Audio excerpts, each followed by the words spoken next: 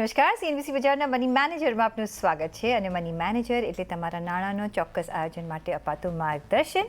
હું પ્રીતિ દલાલ આપ સૌનું સ્વાગત કરું છું આજના મની મેનેજરમાં. મની મેનેજરમાં આજે આપણે વાત કરીશું કે વધતા વ્યાજ દરો વચ્ચે રોકાણની શું રણનીતિ અપનાવવી જોઈએ, ફિક્સ ઇન્કમના રોકાણના કયા વિકલ્પો છે અને દર્શકોના સવાલ પણ લઈશું. આપણે સૌ જાણીએ છીએ કે કે હવે ગ્લોબલી વ્યાજ દર વધતા દેખાઈ રહ્યા છે, ઇન્ફ્લેશન પણ વધતું દેખાઈ રહ્યું છે અને ત્યારે આપણે ફિક્સ ઇન્કમ માટેના રોકાણ કઈ રીતે કરવા તે અંગેની આજે આપણે વાતચીત કરીશું. અને આ ચર્ચામાં આપણી સાથે જોડાઈ રહ્યા છે રૂપી વિથ ઋષભ ઇન્વેસ્ટમેન્ટના ઋષભ દેસાઈ. ઋષભ, ઘણું સ્વાગત છે આપનું સીએનબીસી બજારમાં. અને અત્યારે જે ગ્લોબલી અને ડોમેસ્ટિકલી જે ચિંતા સતાવી રહી છે બધાને એ છે કે ઇન્ફ્લેશનમાં એટલો બધો વધારો થઈ રહ્યો છે ગ્લોબલી. ઓલ્ધો આપણે એક સારી પોઝિશનમાં છે પણ તો પણ અહીંયા પણ આપણને બિટ્સ એન્ડ પીસીસમાં એ ઇન્ફ્લેશન હવે એવું લાગે છે કે એક વાઇટ કરતો દેખાઈ રહ્યું છે અને એને કર્બ કરવા, એને કંટ્રોલ કરવા ઇન્ટરેસ્ટ રેટનો આપણે એક વધારો પણ જોઈ રહ્યા છે. આરબીઆઈ પોલિસીમાં આપણે એક વધારો થતાં જોયું રિસન્ટલી. કઈ રીતે તમે જોઈ રહ્યા છો સિનારીઓ ગ્લોબલી વિઝ ભારતમાં? કઈ રીતનું સિમિલારિટી છે અને કઈ રીતે ડિફરન્ટ છે? પ્રીતિ, પહેલા તો તમારો ખૂબ ખૂબ આભાર મને શો પર બોલાવવા માટે. અને નવરાત્રીના પાવન પર્વ પર તમને ને બધા સીએનબીસી બજારના દર્શકોને ખૂબ ખૂબ શુભેચ્છા આપું છું. કરન્ટલી આપણે તમે બહુ સાચી વસ્તુ કીધી કે આપણું કન્ટ્રી ઇઝ વેલ પોઝિશન. બહુ સારી રીતના આરબીઆઈએ મેનેજ કર્યું છે. તમે ગ્લોબલ ઇકોનોમીઝ જોશો ઇન્ક્લુડિંગ ઇન્ડિયા, આપણે હમણાં કરન્ટલી ઇન્ટરેસ્ટ રેટ હાઇક સાયકલમાં ચાલી રહ્યા છે, મેઇનલી કે ઇન્ફ્લેશનને કાબુ રાખવા માટે. તમે કલ્પના નહીં કરી શકો કે 80 સેન્ટ્રલ બેંક્સ ગ્લોબલી ઇન્ડિવિજ્યુઅલ કન્ટ્રીઝના have increased interest rates in their economies. હવે આ જે ઇન્ફ્લેશન જે આપણે જે વાત કરી રહ્યા છે, હમણાં મેજર ઇકોનોમીઝ ગ્લોબલીમાં 6 થી 12% ઇન્ફ્લેશન ચાલી રહ્યું છે. આ એની રેન્જ છે. India stands at around 7%. આપણું આરબીઆઈનું મેન્ડેટ છે 2 થી 6% અંદર મેનેજ કરવાનું inflation. So in my view 7% is not bad. અને આમ જોવા જઈએ તો આપણું કન્ટ્રી વિઝાવિઝ અધર ઇકોનોમીઝ આમ ઇન્ફ્લેશનમાં બહુ સરસ કરી રહ્યું છે. હવે આ ઇન્ફ્લેશન છે એટલે બધાને પોકેટમાં માર તો પડે જ છે. એટલે હમણાં આરબીઆઈ શું કરે છે કે the best way to contain જે ઇન્ફ્લેશનને કાબુ રાખવા માટે છે ને, આપણે આમ જોવા જઈએ તો સપ્લાય સાઇડનું મેનેજ ના કરી શકીએ પણ આપણે ડિમાન્ડ સાઇડનું આપણે ઇન્ફ્લેશન મેનેજ કરી શકીએ. એટલે આરબીઆઈ ઇન્ટરેસ્ટ રેટ હાઇક કરે છે અને જે એક્સેસ લિક્વિડિટી આપણે જે 2020માં આપણે જે એક્સેસ લિક્વિડિટી જે ઇકોનોમીમાં આપણે જોઈ છે એ આરબીઆઈ હવે સકઆઉટ કરી રહી છે. એટલે હવે શું થાય આમાં કે જ્યારે ઇન્ટરેસ્ટ રેટ વધે એટલે બોરોઈંગ મોંઘું થાય. બોરોઈંગ મોંઘું થાય એટલે જે બધા લોન્સ જે છે, જે ગ્રોથ ઇકોનોમીની જે ગ્રોથ છે જે વિચ ઇઝ ડિમાન્ડ ડ્રિવન, એ ઓછી થઈ જાય. બીજું આમાં છે કે આરબીઆઈ ક્વોન્ટિટેટિવ ટાઇટનિંગ કરે છે. ક્વોન્ટિટેટિવ ટાઇટનિંગ એટલે શું કે આરબીઆઈ બોન્ડ્સ વેચે માર્કેટમાં. બોન્ડ્સ વેચે એટલે લિક્વિડિટી ઓટોમેટિકલી માર્કેટમાંથી સકઆઉટ થઈ જાય. અને આમ જોવા જશો તો આમ જીડીપી આપણું કન્ટ્રીનું આપણે જોશો 3 યર આપણે જે કહીએ ઇટ ઇઝ અરાઉન્ડ 3.83%. આમ સ્લો જ ચાલી રહ્યું છે ઇકોનોમી. પણ તમે અધર $1 ટ્રિલિયન ઇકોનોમીની તમે જે જીડીપી રેન્જ જોશો ને એ -1.27 અને 3.7 રેન્જમાં છે. એટલે આમ જોવા જઈએ તો we are still the fastest growing economy compared to other emerging peers and certain global developed economies in the world. Absolutely. આપણે એક જે ડેવલપિંગ કન્ટ્રીઝમાં આપણું અત્યારે જે ઇમર્જિંગ ઇકોનોમીઝનો જે સિનારીઓ બન્યો છે ને અત્યારે આપણને જે એડવાન્ટેજ મળ્યો છે કારણ કે જે કોવિડ ટાઈમમાં જે આપણે રાઇટ પગલાં લીધા છે ને સ્ટ્રક્ચરલી જે રિફોર્મ્સ આવ્યા છે એના ફ્રૂટ્સ અત્યારે આપણે દેખાઈ રહ્યા છે કમ્પેર ટુ ધ ગ્લોબલ સિનારીઓ. પણ તમને શું લાગે છે કે હવે ફ્યુચરમાં કઈ રીતનું તમે આઉટલુક જોઈ રહ્યા છો કે જોવા માંગશો કે ઇન્ટરેસ્ટ રેટ્સ અને ઇન્ફ્લેશન હજી ક્યાં સુધી આપણા કન્ટ્રીમાં પહોંચી શકે છે as compare to the global countries? હવે આમ જોવા જશો તો આરબીઆઈ હેઝ ક્લિયરલી સેડ કે ઇન્ફ્લેશન આપણા કન્ટ્રીમાં પીક આઉટ થઈ ચૂક્યું છે. એટલે હવે આનાથી વધારે જવાની આમ સંભાવના લાગતી નથી મને. અને ઇન્ફ્લેશન છે ને 6% નીચે ફર્સ્ટ હાફ 2023 થી સ્ટાર્ટ થઈ જશે. થોડું એલિવેટેડ રહેવાનું જ છે. આમ sweet spot is around 4 to 5%. પણ એ 4 to 5% આવવામાં થોડો ટાઈમ લાગશે. પણ ફર્સ્ટ હાફ ઓફ 2023 થી ઇન્ફ્લેશન 6% નીચે આવી જશે. હમણાં જે કરંટ રેપો રેટ ચાલી રહ્યો છે 5.9% ચાલી રહ્યો છે, અને આરબીઆઈ હજુ 6.25 થી લઈને 6.5% સુધી રેપો રેટ ઇન્ક્રીઝ કરવા માંગી રહ્યો છે, ડિપેન્ડિંગ ઓન શું ડેટા ફ્યુચરમાં આવશે. એટલે interest rate first half of 2023 સુધી મને ઉચકાતા કે આરબીઆઈ વધારવાના ચાન્સીસ વધારે મને લાગી રહ્યા છે. પણ આમાં એનો મતલબ શું થાય છે કે જે ફિક્સ્ડ ઇન્કમ પ્રોડક્ટ્સ જે છે એના પર ઇન્ટરેસ્ટ રેટ પણ સાથે સાથે વધશે. હવે જ્યારે ઇન્ટરેસ્ટ રેટ આ ઇકોનોમીમાં હાઇક થાય તો ગ્રોથની જે રિકવરી છે એ થોડી ઓછી થઈ જાય, અને બોન્ડ માર્કેટમાં છે ને ડાઉનસાઇડ વોલેટિલિટી પણ નજર આવે. આ કેમ થાય? કારણ કે જ્યારે ઇન્ટરેસ્ટ રેટ્સ અને બોન્ડ પ્રાઇસીસ આર ઇન્વર્સલી રિલેટેડ. એટલે શું થાય કે જ્યારે ઇન્ટરેસ્ટ રેટ વધે એટલે માર્કેટમાં નવા બોન્ડ્સ આવે હાયર કુપોન્સના, એટલે જે એક્ઝિસ્ટિંગ બોન્ડ્સની જે ઓછા ઇન્ટરેસ્ટ રેટ્સમાં જે ચાલી રહ્યા છે એના ભાવ ઓટોમેટિકલી ઘટી જાય. પણ આ ઇન્વેસ્ટર્સ જે ફિક્સ્ડ ઇન્કમ્સ ઇન્વેસ્ટર્સની તો ચાંદી જ છે હમણાં. આઈ ફીલ કે 3 વર્ષ સુધી આ ડેટનો એકદમ સુનેરો વખત જ છે, કારણ કે ઇન્ટરેસ્ટ રેટ જેમ જેમ વધશે ઇકોનોમીમાં એમ લોકોને પણ ડિપોઝિટ રેટ વધવા માંડશે ને લોકોને પણ કમાવા માંડશે in a non risky way. Always આપણે જોઈએ કે આપણને વધારે રિટર્ન્સ જોઈએ, પણ રિસ્ક ફ્રી જેટલું હોઈ શકે એટલું બધાને રાતના ઊંઘ આવે. એટલે આઈ ફીલ જેમ જેમ ઇકોનોમીમાં ઇન્ટરેસ્ટ રેટ વધશે એટલે ફિક્સ્ડ ઇન્કમમાં પણ લોકોને વધારે વ્યાજ મળવાનું થશે in a non risky fashion. Absolutely, અને good night sleep is very necessary health માટે તો ઓફકોર્સ, બટ આપણા ફાઇનાન્શિયલ ઇન્વેસ્ટમેન્ટ્સ માટે પણ.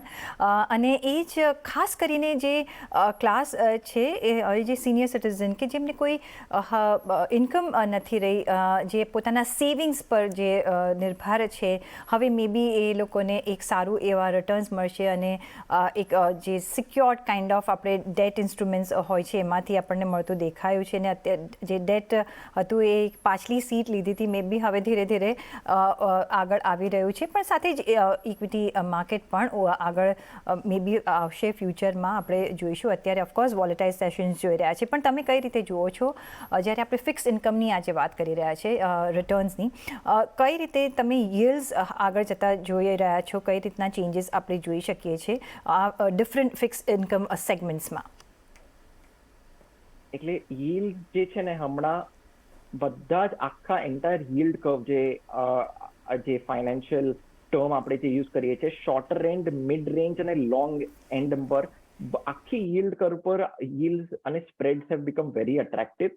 જે pre tax yield corporate bond અને પીએસયુ સેગમેન્ટ્સમાં 7.2 એટ 1 year થી લઈને 10.3 to 10.4 એટ 10 yearમાં હમણાં જોઈ રહ્યા છે. એટલે આ યીલ્ડ હવે ઇન્ફ્લેશન બીટિંગ જે રિયલ રેટ જે કહીએ છીએ આપણે, કે જે ઇન્ફ્લેશનથી થોડું વધારે હવે કમાવા આપી જાય, એ હવે ફિક્સ્ડ ઇન્કમમાં હવે મને નજર આવી રહ્યું છે.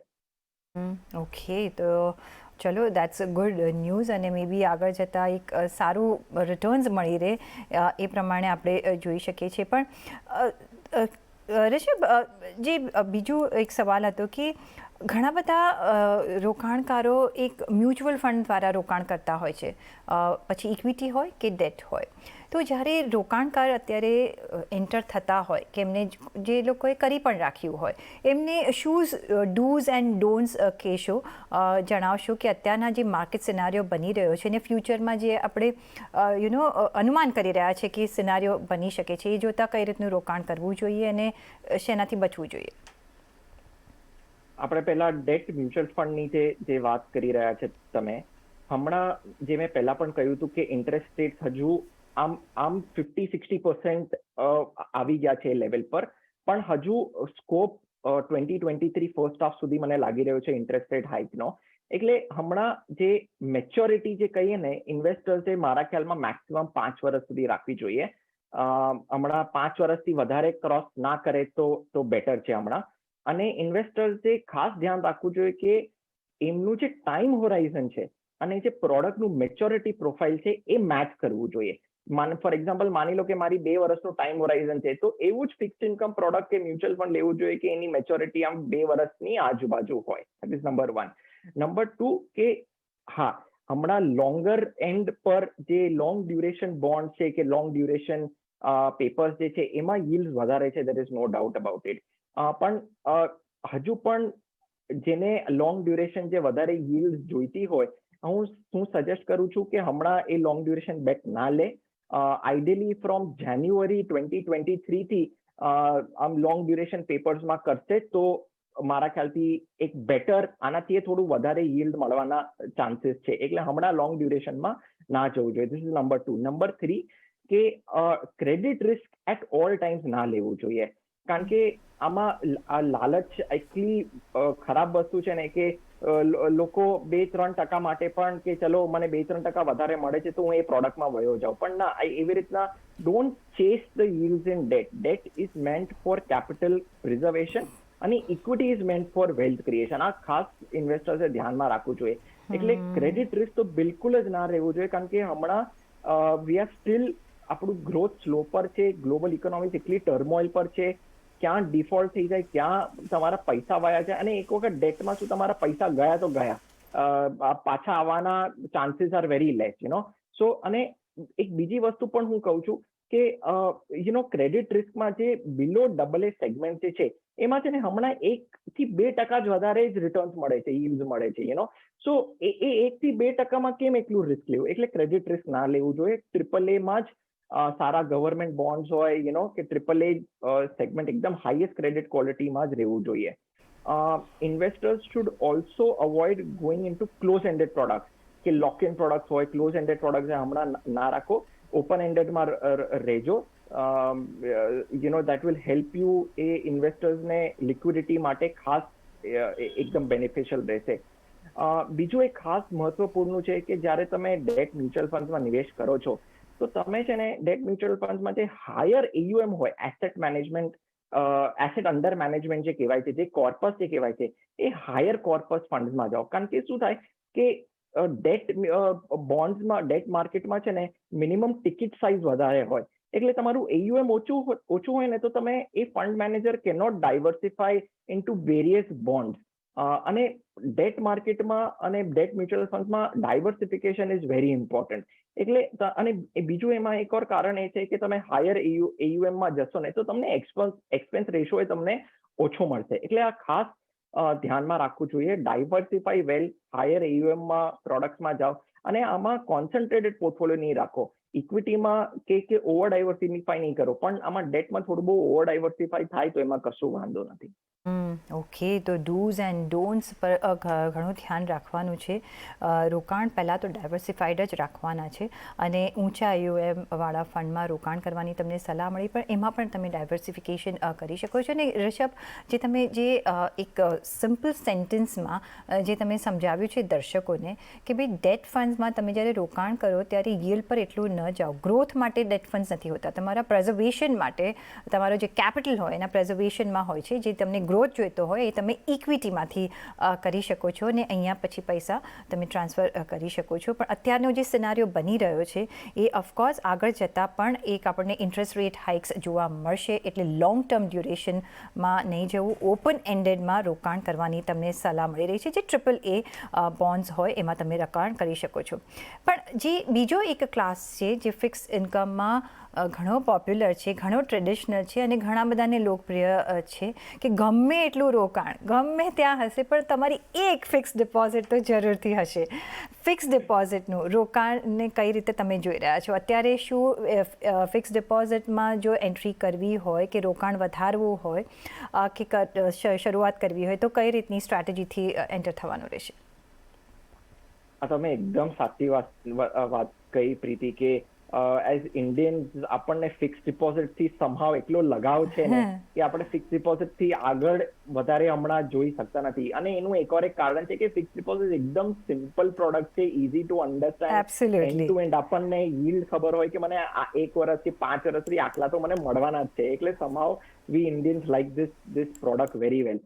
આ એક ખાસ વસ્તુ મારે કહેવી છે કે ફિક્સ ડિપોઝિટ જેટલું હું ડેટ મ્યુચ્યુઅલ ફંડ્સનું હમણાં જે કહ્યું કે જેટલું અટ્રેક્ટિવ લાગી રહ્યું છે, પણ at the same time fix deposits પણ એટલા જ ઇમ્પોર્ટન્ટ છે from diversification point of view. એમાં પણ ખાસ ધ્યાનમાં રાખવું જોઈએ કે જે બેંકની જે એફડીઝ છે એમાં વધારે ઇન્વેસ્ટર્સે નિવેશ કરવું જોઈએ ને કોર્પોરેટ એફડીઝમાં ના કરવું જોઈએ. આ એક ખાસ મારી આગ્રહ છે કે બેંક એફડીઝમાં જ કરો, કોર્પોરેટ એફડીમાં, કારણ કે એમાં સિંગલ ઇશ્યુ રિસ્ક આવી જાય છે, એટલે કોર્પોરેટ એફડીઝમાં નહીં કરો.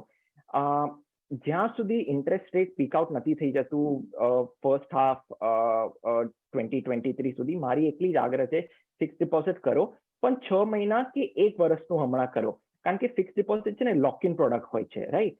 એ ઓપન એન્ડેડ પ્રોડક્ટ નથી હોતું. એટલે જેમ જેમ yields માર્કેટમાં વધશે ને, એટલે તમને લાગશે કે હું આમાં ઇન્વેસ્ટ, મારી ઓપોર્ચ્યુનિટી લોસ થઈ જાય છે. એટલે હમણાં ફિક્સ ડિપોઝિટમાં કરો, પણ 6 મહિના કે 1 વર્ષનું જ ટાઈમ હોરાઇઝન રાખીને કરો. પછી જેમ ઇન્ટરેસ્ટ રેટ પીક આઉટ થઈ જાય પછી તમે લોંગર ડ્યુરેશનમાં તમે વેન્ચર કરી શકો છો.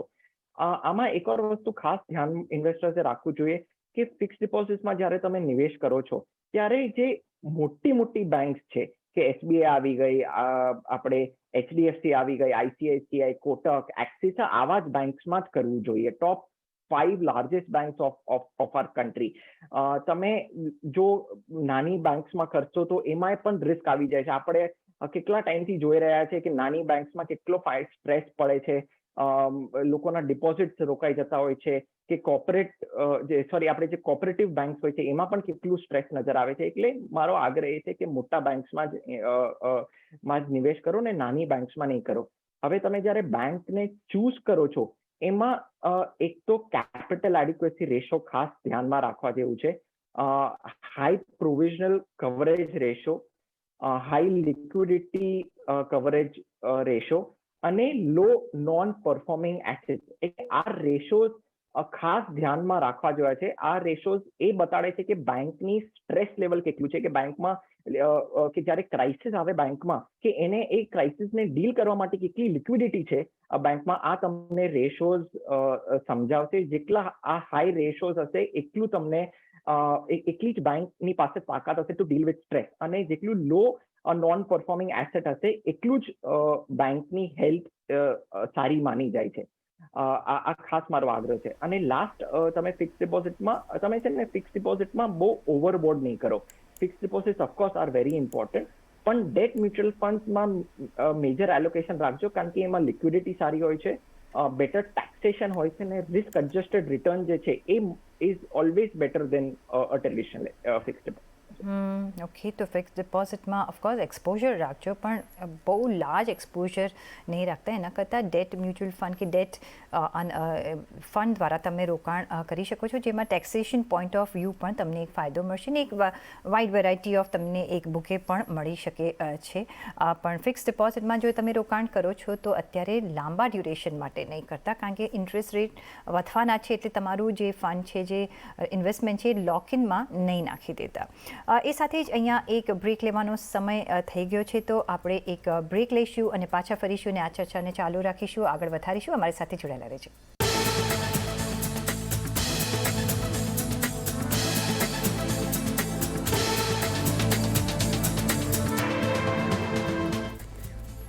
બ્રેક પછી આપનું સ્વાગત છે ને આજે આપણે ફિક્સ્ડ ઇન્કમ રિટર્ન્સ અને વિકલ્પો જાણી રહ્યા છે કે અત્યારના સિનારીઓમાં કઈ રીતે રોકાણ કરવું જોઈએ અને શું ધ્યાનમાં રાખવું જોઈએ.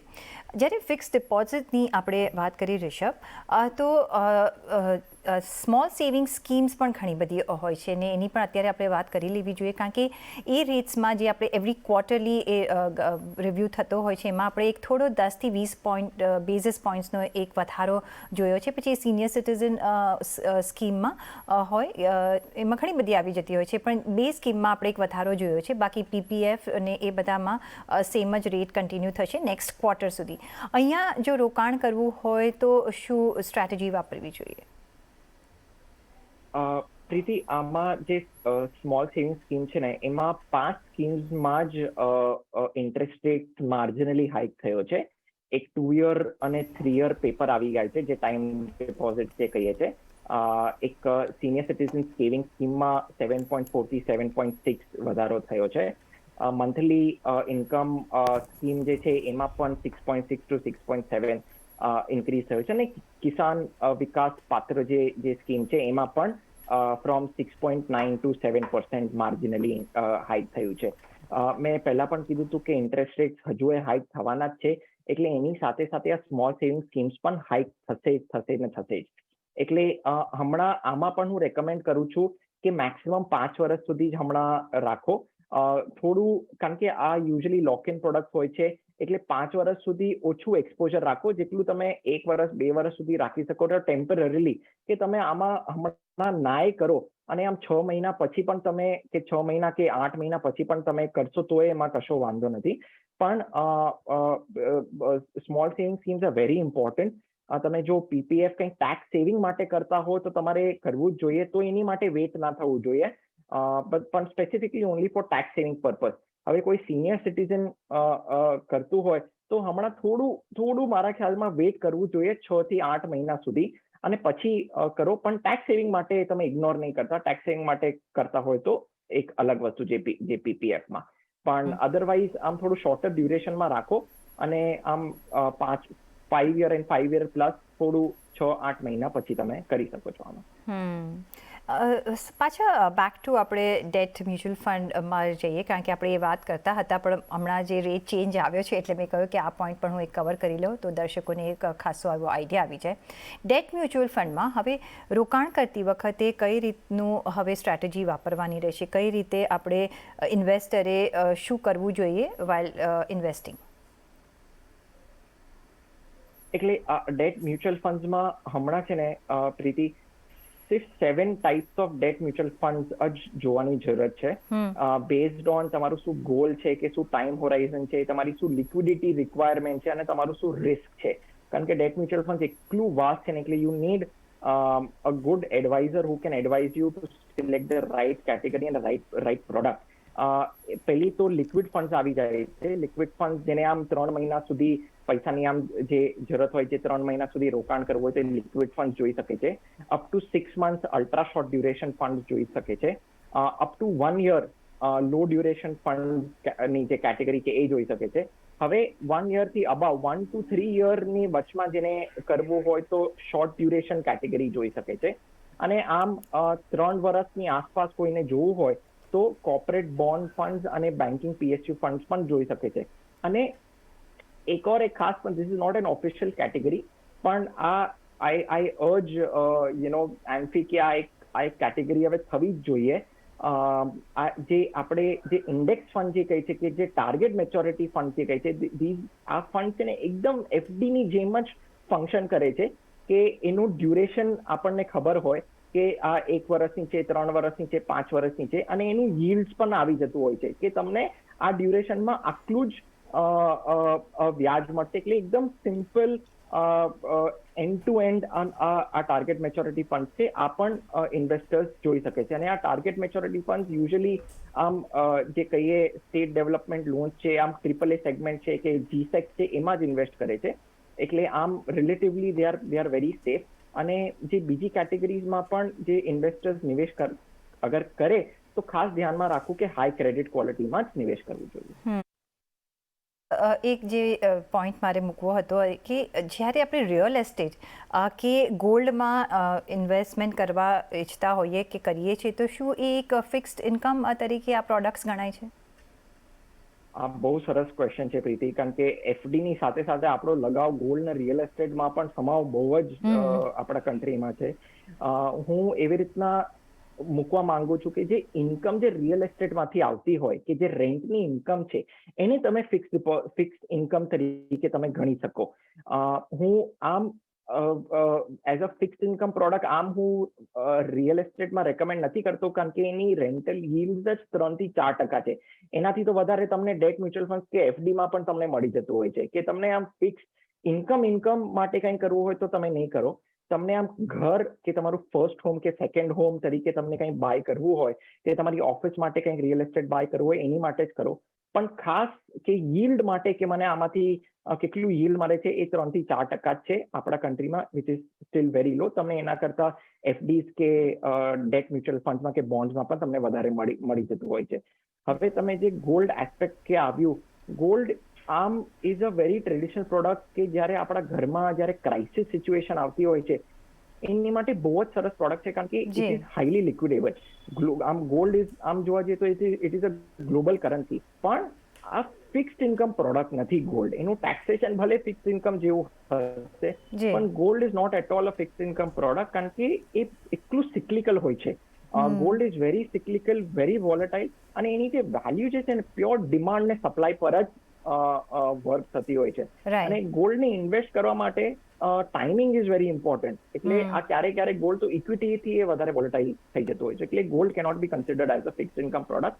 પણ એક ગોલ્ડનું એક્સપોઝર હોવું જ જોઈએ ઘરમાં, કારણ કે જ્યારે ક્રાઇસિસ આવે કે જ્યારે રીસ્ટાર્ટ કરવાનું આવે, કે ધંધો રીસ્ટાર્ટ કરવાનો હોય, કે લાઇવલીહુડ રીસ્ટાર્ટ કરવાની હોય, તો gold can be a good savior. Right. જી, ખરી વાત છે. તમે તદ્દન સાચી વાત કહી છે. પણ ઓન ધેટ નોટ મારે તમારી પાસેથી રજા લેવી પડશે ઋષભ, અને સાથે દર્શકોને પણ મારે કહેવું પડશે કે મેં પહેલાં કહ્યું હતું કે હું દર્શકોના સવાલ લઈશ, પણ આ એટલો ઇન્ટરેસ્ટિંગ ટોપિક થઈ ગયો ને આની જાણકારી દર્શકો પાસે પહોંચવી જ જોઈએ, એટલે આજે અમે દર્શકોના સવાલ નહીં લઈએ. પણ ઋષભ, ઘણો આભાર તમારો અમારી સાથે જોડાવા બદલ. અને પર્સનલ ફાઇનાન્સના તમારા સવાલ અમને મોકલો, તમારું નામ, શહેર, ઉંમર સાથે ઈમેલ કરો અમને money@nw18.com પર, ફેસબુક પર લખો અમને facebook.com/CNBC બજાર પર, અને ટ્વીટ પણ કરી શકો છો twitter.com/CNBC બજાર પર.